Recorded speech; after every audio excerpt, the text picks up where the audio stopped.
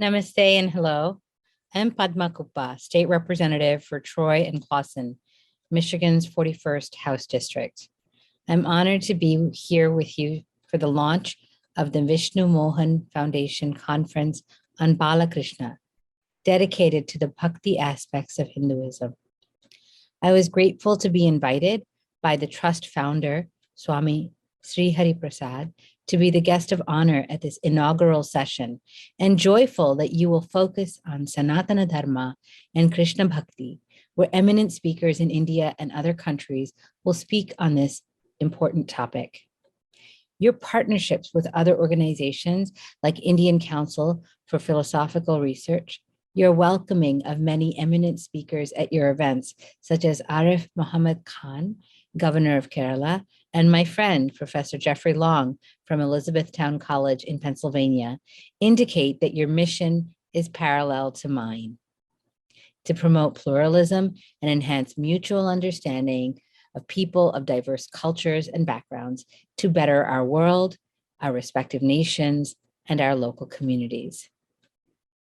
Let me start with my story, how working on local issues led me to run for the state legislature, becoming the first Indian immigrant and only Hindu in the Michigan legislature.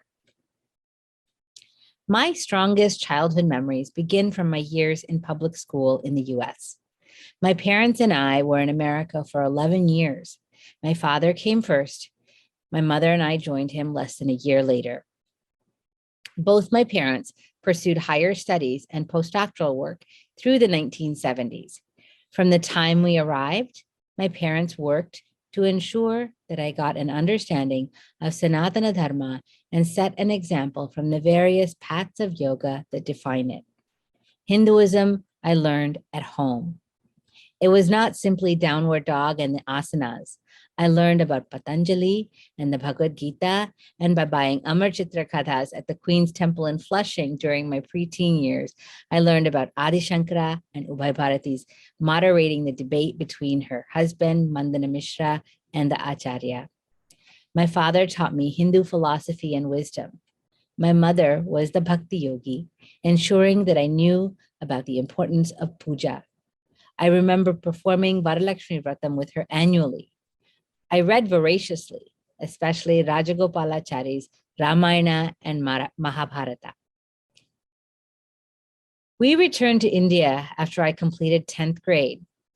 Now I had to learn to be Hindu in a whole new way, as one among millions, interacting with my grandmothers, great storytellers, and going to ancient temples, from the rush at Tirupati to the light, tiny little Hanuman temple near my college.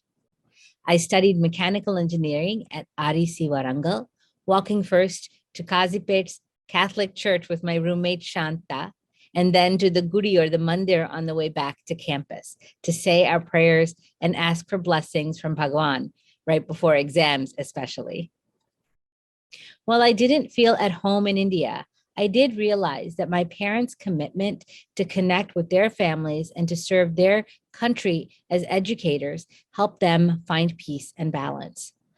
I knew that I too needed to find balance, and so I returned to the country I felt at home in with a foreign student visa and a couple of suitcases. I was determined to find joy and harmony along with Vidya, interweaving it with the example of seva that my parents had set for me. Fast forward 30 years. I was in the middle of my career. I had worked at Chrysler.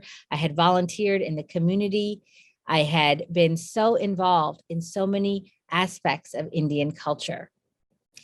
On moving to Michigan in 1998, I had raised my kids and served my community, taking on societal issues like advocating for investment in children's education, building relationships with within our religiously and culturally diverse community to create a more cohesive and pluralistic society. Not just seeking promotions and focusing on financial gain. I worked on nonprofit boards, on NGOs, and served in a civic capacity. My husband and children supported me as I took a swerve in 2018 and decided to run for political office. What better way to advocate for all these things that would improve society than to become a public servant in the state legislature? The four goals, the Purushartha of Dharmartha Kama Moksha, are not just for Purusha, the man, but for all of us. Dharma should be the underpinning of a Hindu's life. Seeking justice, protecting the vulnerable and our natural resources, feeding those who are hungry, ensuring that all children have access to opportunity through a good education. These are just some of the things that people across the world should strive for. As Hindus, we say Vasudhaiva Kutumbakam. The whole world is a family. To believe the whole world is a family, we need to see the world through a child's eyes. Balakrishna loved everyone, and that love for humanity, for your own neighbor, for the planet, this is what inspires me and should inspire all of us. Namaste.